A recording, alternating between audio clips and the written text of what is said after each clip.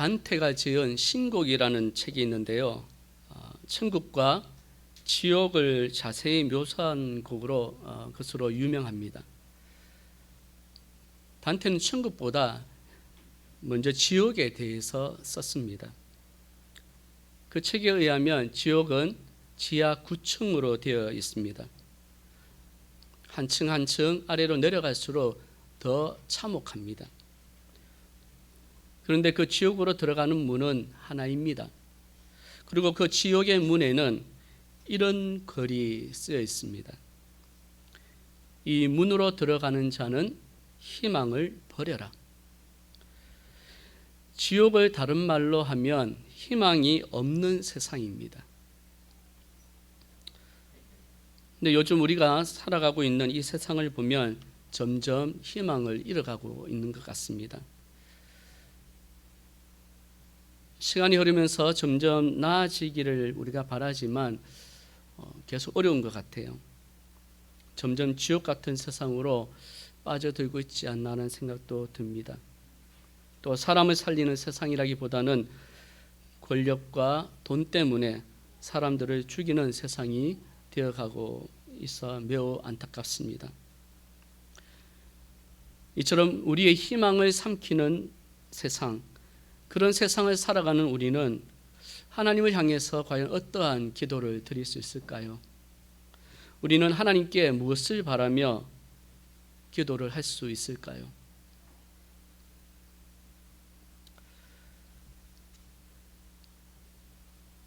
우리가 방금 읽은 이사야서는 총 66장으로 구성이 되어 있습니다. 신구약 성경이 총 66권인데 이사야서도 이 성경 66권의 구조와 비슷합니다.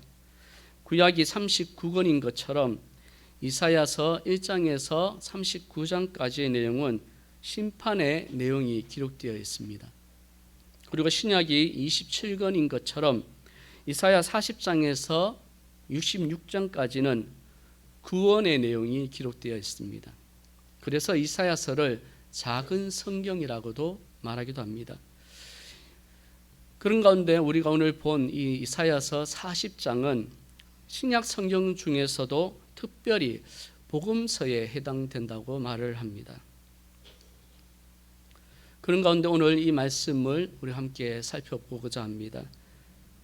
먼저 그 본문과 그 배경을 보면 오늘 이사야 40장이 기록이 된 때는 유대인들이 바벨론의 포로로 잡혀가서 포로에 억눌린 삶을 살아갈 때입니다.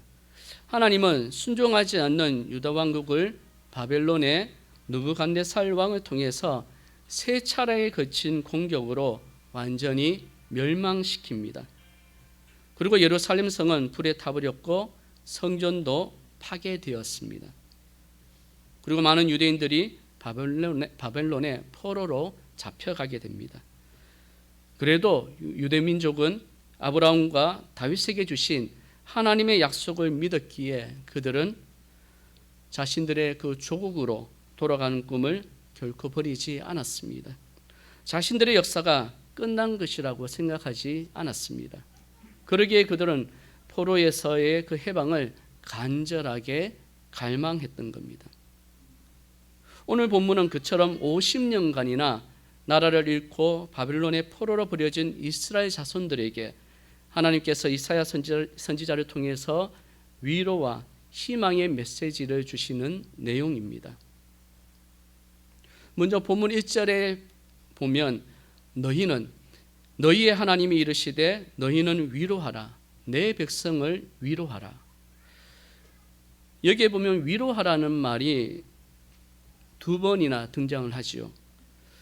여기 너희는 위로하라라고 할 때 너희는 예언자나 그 무리를 가리킵니다. 그러면 예언자들이 백성을 어떻게 위로를 하라는 말씀일까요? 2절에 너희는 예루살렘의 마음에 닿도록 말하며 그것에게 외치라. 그 노역의 때가 끝났고 그 죄악의 사함을 받았느니라. 그 모든 죄를 인하여 여호와의 손에서 배나 받았다. 무엇을 말하는 겁니까? 한마디로 포로 생활에서 해방될 것이라는 말씀입니다. 이스라엘 백성들이 하나님께 불순종함으로 그로 인해서 받는 고난과 비천과 치욕의 삶을 끝내시겠다는 겁니다. 하나님께서 그들의 죄를 용서해 주시겠다는 말씀입니다. 이스라엘 백성이 스스로 지은 모든 죄로 말미암아 치러야 했던 그 죄값을 2배나 치른 것으로 하나님께서 인정해 주시겠다는 거죠. 그야말로 하나님의 놀라운 은혜입니다. 그리고 여기에 크고 넘치는 하나님의 위로가 있습니다.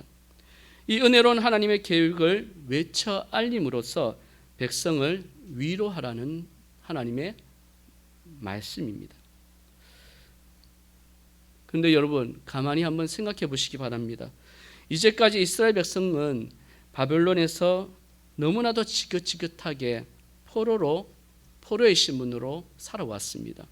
뿐만 아니라 이런 노예의 운명에서 언제 벗어날지 알 수가 없었습니다.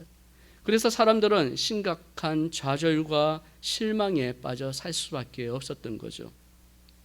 그들은 지금도 여전히 포로이고 바벨론의 노예입니다. 포승줄에 묶여서 짐승처럼 끌려와서 온갖 구박과 핍박을 받으며 지내오기도 했습니다. 그러나 그것보다 더 큰 아픔과 상처는 궁극적으로 하나님께서 더 이상 그들과 함께 하시지 않으신다는 것이었습니다. 더 이상 하나님께서 그들의 하나님이 아니시고 더 이상 그들이 하나님의 백성이 아니라는 겁니다. 그런데 이제 하나님께서 그들을 해방시켜 주시고 회복시켜 주시겠다고 약속을 해 주십니다. 하나님께서 상처받고 탄식하며 통곡하던 이스라엘 백성을 구원하시고 회복시켜 주시겠다는 겁니다. 이것이 오늘 이스라엘 백성들에게 전해진 희망과 위로의 복음의 메시지였습니다. 계속해서 3절에서 5절을 보면요, 외치는 자의 소리여 이르되 너희는 광야에서 여호와의 길을 예비하라. 사막에서 우리 하나님의 대로를 평탄하게 하라. 골짜기마다 도두어지며 산마다 언덕마다 낮아지며 그렇지 아니한 곳이 평탄하게 되며 험한 곳이 평지가 될 것이요 여호와의 영광이 나타나고 모든 육체가 그것을 함께 보리라. 이는 여호와의 입이 말씀하셨느니라. 무슨 말씀입니까? 포로된 이스라엘을 구원하시고 회복시키기 위해서 만왕의 왕이신 하나님께서 친히 오신다는 말씀입니다. 하나님께서 그들에게 찾아오셔서 그들과 함께 계시고 그들의 하나님이 되시며 그들이 하나님의 백성이 되게 하신다는 것이죠. 그래서 오늘 하나님은 선발대가 먼저 가서 외치도록 하는 겁니다. 너희의 왕이 오신다. 그 길을 예비하라. 그러면 그 길을 어떻게 또 예비하라는 말씀입니까? 사막에서 우리 하나님의 대로를 평탄하게 하라. 골짜기마다 도두어지며 산마다 언덕마다 낮아지며 고르지 아니한 곳이 평탄하게 되며 험한 곳이 평지가 될 것이라고 외치고 있습니다.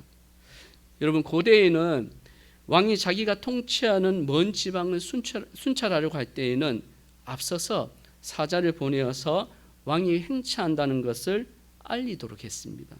그리고 왕이 행차하실 길을 미리 살피게 했습니다. 그래서 장애물이 있을 때에는 치우고 거친 길을 평탄하게 다듬기도 하면서 행차의 길에 있어서 거침이 없도록 했습니다.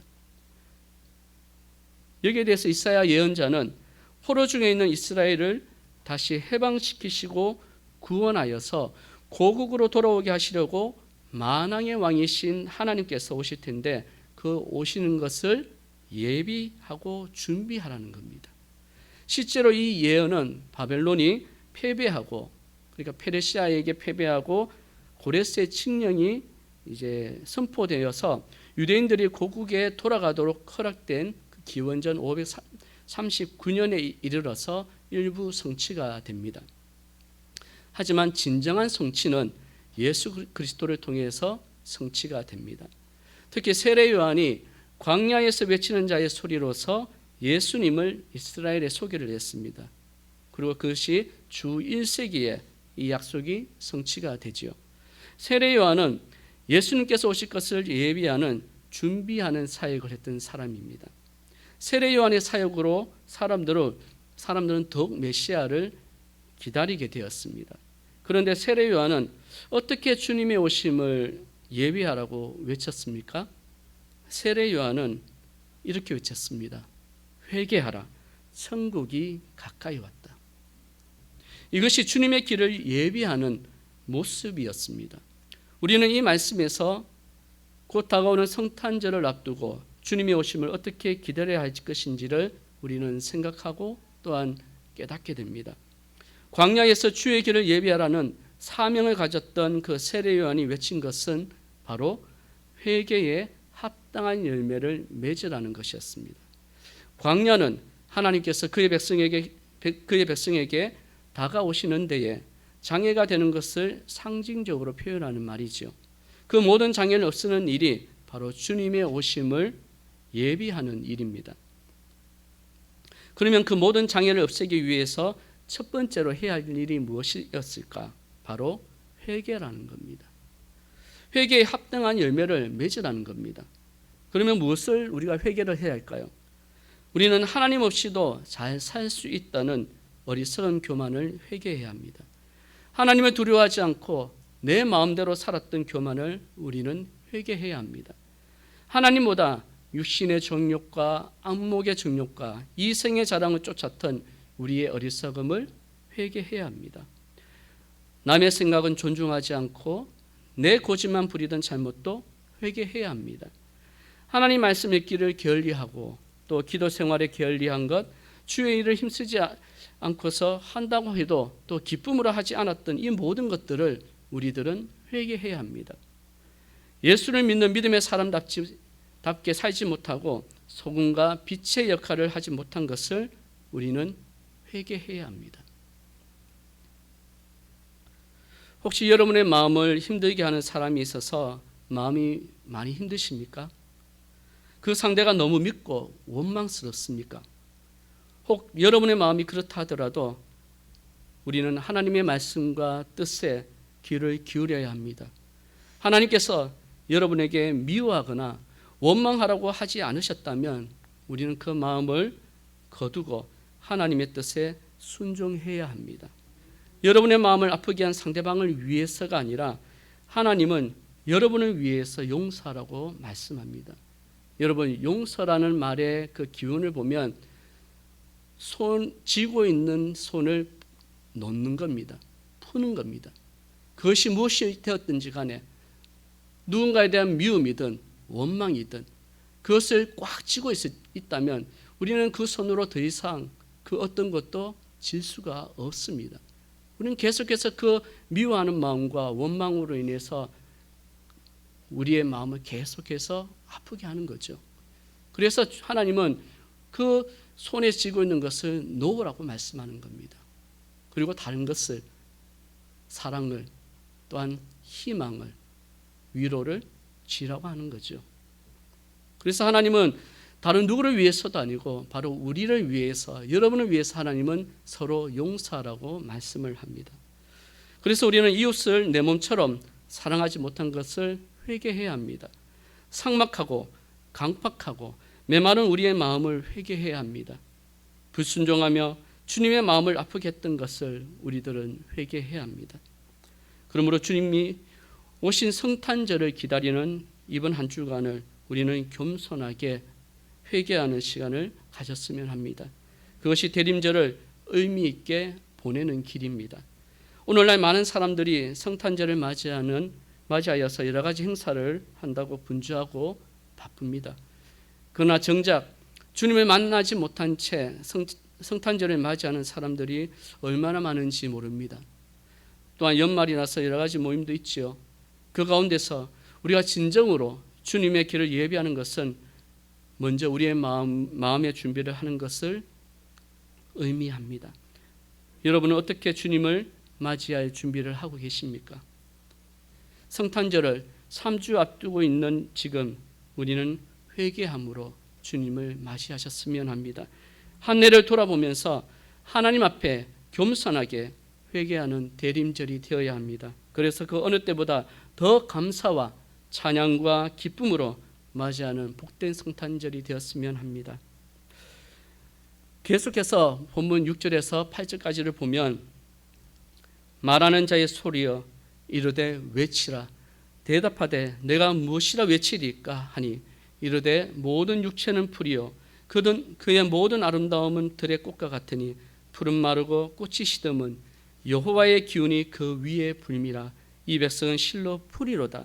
풀은 마르고 꽃은 시드나 우리 하나님의 말씀은 영영이 서리라 하라. 이 말씀은 바로 바벨론에 포로되어 초라한 생활을 하고 있는 이스라엘 백성들의 모습을 표현하고 있습니다. 이스라엘 백성들이 포로로 갇혀 있는 자신의 초라한 모습을 발견하고서야 자기들이 하나님을 거역하고 도도하게 오만을 떨다가 이런 초라하고 초췌한 모습으로 된 것을 바로 보기 시작한다는 겁니다. 그래서 하나님은 말씀합니다. 모든 육체는 풀이요 그의 모든 아름다움은 들의 꽃과 같다. 주님께서 그 위에 입김을 부시면 풀은 마르고 꽃은 시듭니다. 여러분 그렇습니다.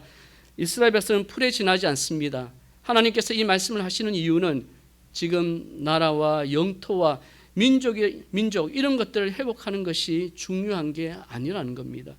나라가 다시 세워졌다고 상처가 회복되는 것이 아닙니다. 먼저 하나님 앞에선 자신의 모습을 발견해야 합니다. 왜 그렇습니까? 그것이 은혜 받을 수 있는 길이기 때문에 그렇습니다. 만왕의 왕으로 오시는 주님을 만날 수 있는 길입니다. 이 말씀을 오늘 우리에게 적용해서 생각을 해보면 오늘 모든 사람들의 관심사가 무엇일까요? 아마도 돈과 명예와 권세이지 않겠습니까? 이것은 우리 신자들도 예외가 아닐 겁니다. 그러나 여러분, 돈과 명예와 권세가 영원할까요? 결코 그렇지 않습니다. 그것들은 모두가 들에 핀 꽃과 풀에 불과합니다. 한때는 화려하고 아름답게 피어서 들판을 가득 채운 아름다운 꽃들이 사람들의 눈을 사로잡지만 그때뿐입니다. 한순간입니다.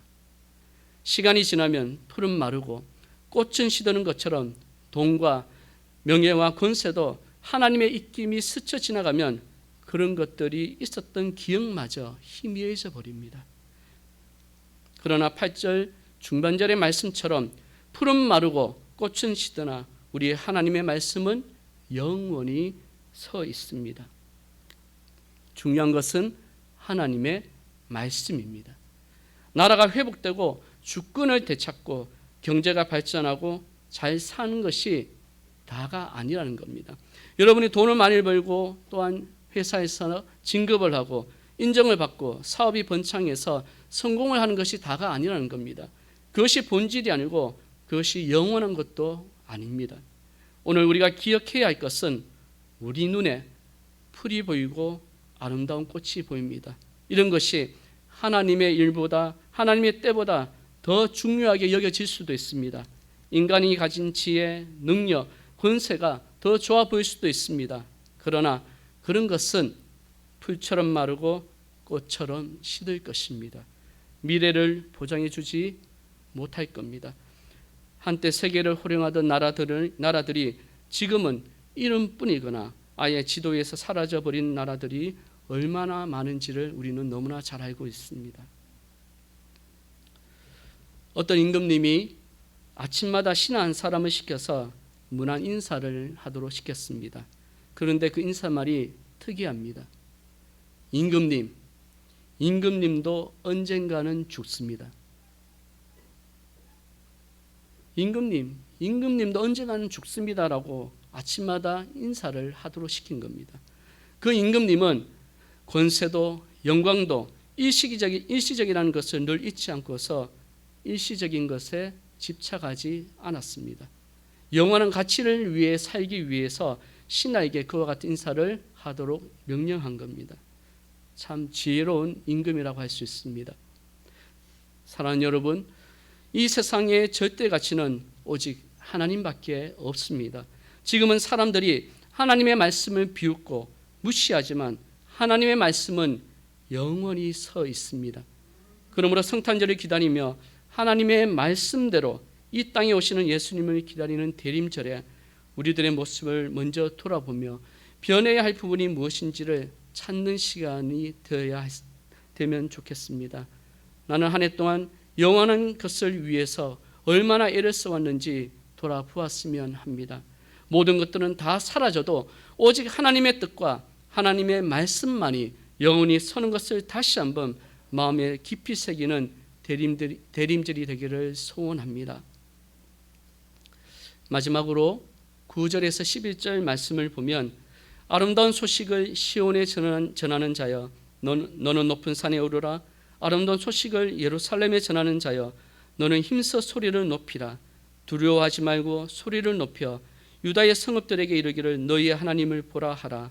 보라, 주 여호와께서 장차 강한 자로 임하실 것이요 친히 그의 팔로 다스리실 것이라. 보라, 상급이 그에게 있고 보응이 그의 앞에 있으며 그는 목자같이 양떼를 먹이시며 어린 양을 그 팔로 모아 품에 안으시며 젖먹이는 암컷들을 온송이 인도하시리로다. 하나님만이 이 말씀처럼 하실 수 있습니다. 그러기에 우리의 눈을 들어서 우리는 하나님을 바라보아야 합니다. 우리에게 상을 주실 하나님, 목자같이 우리를 먹이시는 하나님, 어린 양을 품에 안으시기 위해서 예수 그리스도를 보내셔서 십자가에 죽게 하시고 부활하게 하신 하나님, 강한 팔로 나타나셔서 우리를 붙드시고 우리의 대적을 꺾으시고 친히 다스리실 하나님을 우리는 바라보아야 합니다. 바로 하나님만이 우리의 참된 위로자가 되시기 때문입니다. 이것이 오늘 우리에게 주신 말씀이며 또한 사명입니다. 성도 여러분, 오늘 이 시대는 위로가 필요한 시대입니다. 그 어느 때보다도 위로가 절실한 때입니다. 모두가 상처받고 모두가 낙심하고 모두가 아파하는 때입니다. 그러나 모두가 위로받기 원하지만 그 어디서도 위로를 받을 수가 없습니다. 그래서 사람들은 돈으로, 유흥으로, 쾌락으로, 술로, 인간관계로 위로를 받으려고 합니다.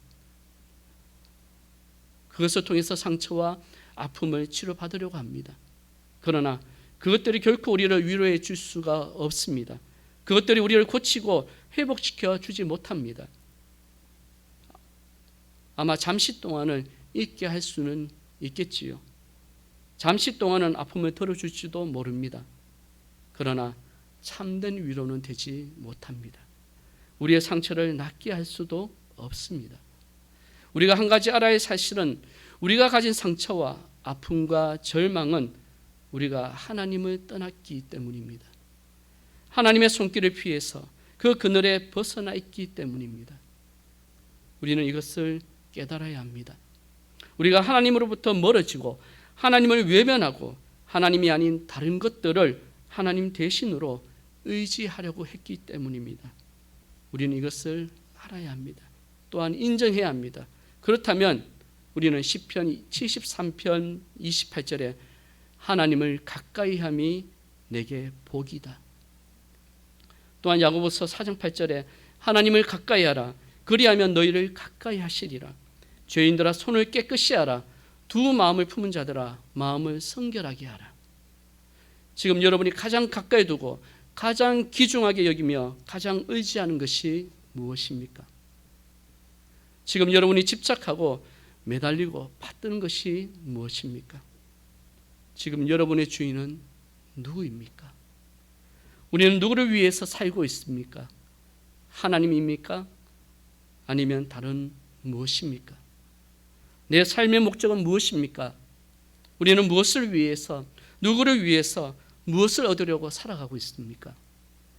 무엇을 이루려고 그렇게 열심히 살고 고생하며 살고 계십니까? 사랑하는 성도 여러분, 이 세상의 가장 큰 복은 바로 임마누엘, 하나님이 우리와 함께 하시는 겁니다.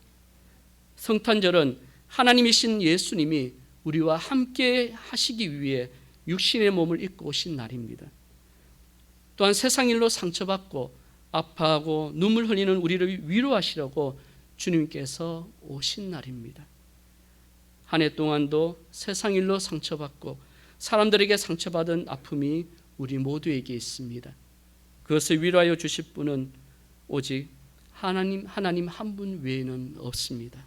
그러므로 이 대림절을 상처받고 아파하는 나를 위로하시고 고치시기 위해 오신 예수님 앞으로 나아가시기 바랍니다. 세상에 상처받고 사람들에게 상처받아서 아파하고 힘들어하는 우리를 위로하러 오신 하나님 앞에 나아가시기 바랍니다. 그래서 임마누엘의 하나님을 만나고 그분을 통해서 위로와 평안을 누리는 하나님의 사람들이 되시기 바랍니다. 대림절은 예수님의 탄생을 기뻐하며 또한 다시 오실 예수님을 기다리는 절기입니다. 그러기에 대림절은 우리에게 희망이 또 위로가 선포되는 절기입니다. 나를 치료하시고 회복시키시며 위로하시는 임마누엘의 하나님을 만나는 아름답고 복된 대림절이 되기를 바라며 이런 은혜가 우리 모두에게 우리 둥지교회 가운데 풍성하게 임하기를 주님의 이름으로 간절히 축복합니다. 기도하겠습니다.